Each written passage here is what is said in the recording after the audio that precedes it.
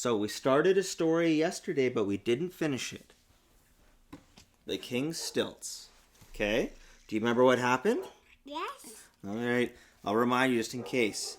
He was burying the stilts, remember? What stilts? So I think we were talking about Lord Droon was talking to Eric the page boy. Okay? What's that? That is Eric the page boy. All right. So we'll just begin this page over again. It was Eric the page boy. Psst. You. What? Psst means, hey, psst. You. Lord Droon hissed in a hoarse, nervous whisper. Eric looked up, astonished. Yes, sir? He bowed politely. What is yes, sir? Take these stilts, commanded Lord Droon. What is yes, sir? It means he says yes. Take them away. Bury them deep where no one can find them. Bury them up by the sea, by the dike trees. Lord Droon flung the stilts out the window. The King's Stilts? Bury them? Eric didn't know what to think. Where's the doggies? He went to sleep. It will spoil all the Majesty's fun, he stammered. You're impotent, said Lord Droon harshly. I said bury those stilts. What's more, young man, don't you ever come back or I'll have you locked up. I'll have no impotent boy around this castle. But I'm the King's own page boy, gasped Eric, hardly able to understand this dreadful command. You were the old King's own page boy, snapped Lord Droon. He pulled in his head and slammed down the window.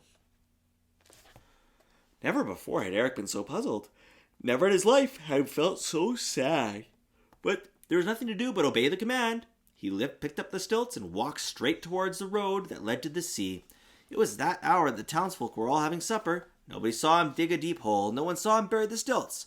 At 5 the next afternoon, the halls of the castle echoed the king's mournful shouts. Droon, they're gone! The king stood groping in the empty stilt closet, hopelessly searching for what wasn't there. Lord Droon chuckled to himself. He expected this to happen, and was ready with his lie. It was the townsfolk who did it, he said, peering in the stilt closet and pretending to be greatly shocked. Is it puppet? If that's what your intention was. Is it puppet? It's inverted. I have seen every day applauding behind the castle walls the townspeople. A king, they say, should behave like a king and sit with pomp and dignity upon his royal throne. A king, they say, should never walk on stilts. It's too bad. Your Majesty, you must do without them. King Bertram answered with a heartbroken sigh. Well, I'll try. But he couldn't. What's that? You're spilling the milk. Don't spill the milk. Day after day, he grew sadder and sadder. For long hours, he'd sit idly, drumming his fingers on the arms of the throne. He couldn't keep his mind on his work. His commands to the patrol cat sounded feeble and faint. The cat seemed to know it and wouldn't obey. Day by day, he grew lazier and lazier. Uncombed and unbrushed, they slept most of the day and grew fat. No one bothered to put the PC badges on them. And for chasers and lizards, they weren't worth a thing. That is an inverted bottle. Day by day, the lizards grew bolder and bolder. They cackled and fluttered over the dike trees. They flew down and almost seemed to sneer at the lazy sleeping cats. The townsfolk began to feel frightened. Housewives couldn't keep their mind on their housework. They heard the lizards flapping over the rooftops and poking their heads out there to look. If the cats don't keep those lizards away from our dike trees, they asked one another, what will keep the ocean back out of our land? Bootmakers couldn't keep their minds on their boots. Goldsmiths couldn't keep their minds on their gold. Cart drivers couldn't keep their mind on where they were going. They'd stop their carts in the road and talk in low, excited whispers. Look at those lizards. Where are the cats? Lizards. Those are lizards. See the birds? I'll tell you where they are. Everywhere they shouldn't be and fast asleep. Something must be wrong with the king. What's that? Those are lizards and dike trees. Yeah, something's certainly wrong with the king. What's Only Eric the that? page boy knew what was wrong. What's that? Those are people gossiping. Night after night, he tossed in bed. Dad. That's a sleeping cat. Oh, Dad! I found it. Thinking of the stilts lying deep underground, finally one night he couldn't stand it any longer. Droon or no Droon, he would go to the king.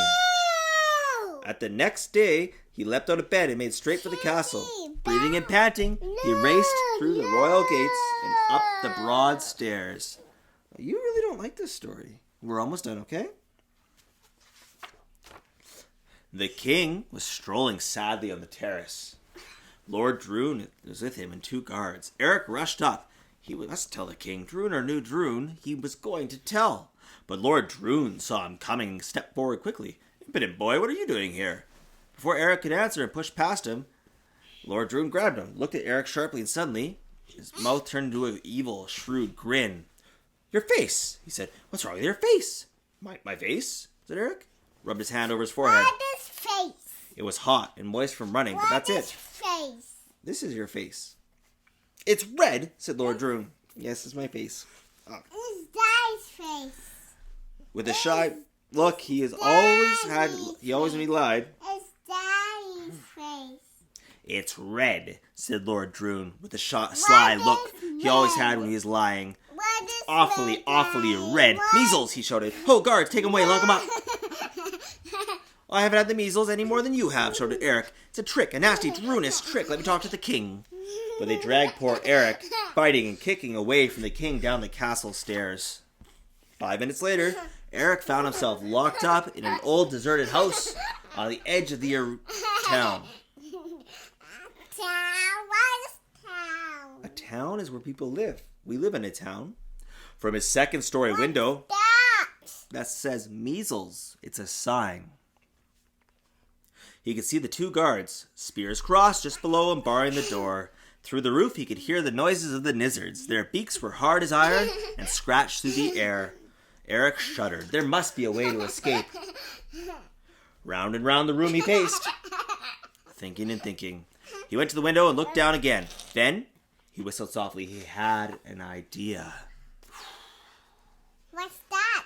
It's a lot of words. Very quickly, Eric slipped off his belt. He pushed the end through the buckle and made a lasso. He leaned over and aimed for the spear points. Daddy? What's that? That says measles. He dropped the loop and it caught. He jerked the belt tight and tied a quick knot. Look, guards, shouted Eric. Your spears are tied together. The guards had dropped their spears. If they did, they would have caught him in a second, but they didn't. They just yelled at each other and yanked, stupidly trying to pull the spears apart. By the time they finally had them untied, Eric had sprung to the tree outside his window, slid down the trunk, and quietly escaped. Eric ran through backyards and alleyways to escape the angry guards. The streets were deserted. No people at all. They were all at home. What is people? Get your finger to your nose. Trembling with their window shades pulled down. What is pool? People? We're all people. You're a people and I'm a people. I'm a person. People is plural person. What's that? Those are the guards. The air was full of chattering and chittering of lizards. They were cutting through the clouds like black knives, flying nearer, flying lower, down to earth to eat the dike-root trees, soon to let the sea pour in. That's Eric running. Eric ran. He turned a corner. He stopped and stared with horror. Flowing gently through the open valley came a little trickling stream. What's that? Those are guards. We're going to finish this story today, Marie, okay? And then I can go through it again with you with the words. What is words? What are words? I think you're trolling me. Don't touch that. What? Already? Water, he whispered. Salt water. One dike tree must be eaten clean through. Not a second to lose. I must dig up those stilts. What's water? Look, he's going to get those stilts. Up the hill to the dike trees where the King Stilts lay buried, right in the very thick of the lizards. They flapped and screeched about him. They hissed. Those are stilts, as he dug. Gritch, gritch, snarled the lizards. Gritch to you, snapped it back Eric, furiously pelting with a fistful of mud. The harder they fought him, the faster he dug. His fingers touched the stilts at last. He pulled them from the ground. Still bouncing on his shoulder, Eric again ran and ran. The road to the castle took him back through the town. The streets were deserted. Close by the door of the old tailor shop, Eric stopped for an instant to rest. The stilts had begun to hurt his shoulder. Those stupid guards, I wonder where they are. He found out all too soon. From around the corner to the very elbow, suddenly bellowed the angry voice of old Lord Droon. You guards indeed. You let that little pipsqueak of a boy tie up your spears. Dunderheads, search every street, search every house. Eric heard the clatter of their heavy hobnail boots. Nowhere to run, nowhere to hide. Wait, those clothes in the tailor shop. Eric ducked inside. An instant later, Lord Droon and the guards appeared in the corner. Search that tailor shop first, commanded Lord Droon. But just as he said that, from outside the shop strode a strange tall man. Where's man? A man? I'm a man. What's that? That's a man, and that's a man. That's a man, and that's a boy. What's that? That's a boy in a costume. See, he's got the stilts. There's something odd about the way his hat was pulled over his eyes. Those eyes, muttered Droon. Have I seen them before? What is eyes? He stepped in front of the tall man blocking his path. What is tall? Tall? No, I don't know about that one. Are you by chance seeking a small boy with no belt? Which way? Shouted the guards. Which way did he go? That way, he pointed towards the sea. The clatter of hobnailed boots. The guards were off. Lord Droon sputtering behind him. No time to shrink down to a boy again, thought Eric. I'll have to say a tall man. What is boy? You want to sit down? Okay, it can't be so loud now. On to the castle, Eric raced in disguise over fences, thickets, and orchards and fields of corn. Everywhere he saw patrol cats, useless and limp, fast asleep on haystacks, dozing in the trees. Where's dozing in the trees? Dozing? That means falling asleep at the wrong time. Get your fingers out of your nose. I saw something. Then suddenly, just ahead, he saw the king. He was sitting on the little pile of stones. That was the train. Just outside the castle gate. His robe wasn't pressed, his crown wasn't shined, and he had deep, sad circles under both his eyes. Your Majesty. Your Majesty, shouted Eric as he clambered up behind him. The king paid no attention. Eric leaned down and shouted right into his ear. Very slowly, the king turned around and said, "Well, who might you be?" "I'm Eric!" cried Eric. He let the robe fall. King's own red stilts flashed bright in the sunlight. Down from the stilts leapt Eric, the page boy. Up onto the stilts sprang Bertram the king. He drew a great kingly breath, his chest broad and wide. Bertram of Bin was sturdy, straight, and strong again, in every inch a king. Can you say patrol cats for me? Patrol cats? Was the loudest command ever shouted in Bin. What's that? Those are the cats and the nizzards. It echoed through the hills. Wherever they wandered, they heard the cats call. The cats heard the call. Oh, careful. Cats. From up the hill. What's yours? What's yours? You're delirious, princess.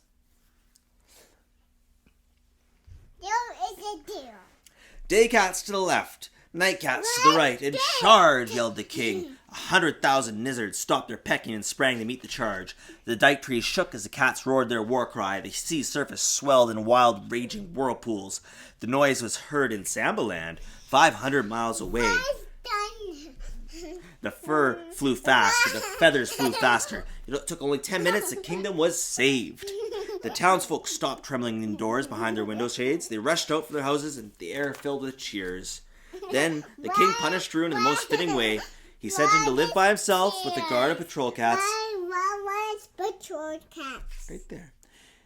In the old house that said measles. And he made them eat nizzards 3 times a day for breakfast, lunch, and dinner. And every other Thursday, they served them nizzard hash. What's lunch and dinner? Finally, the last page, eh? But to Eric, his page boy, the king gave a fine and just reward. He ordered the royal carpenter to make another pair of stilts. Tall stilts, red and flashing exactly like his own. And from then on, every day at 5, they raced together on stilts.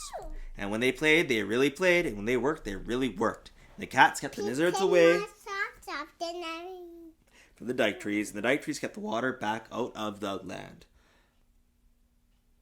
Hey, what do you say? The end. That's right.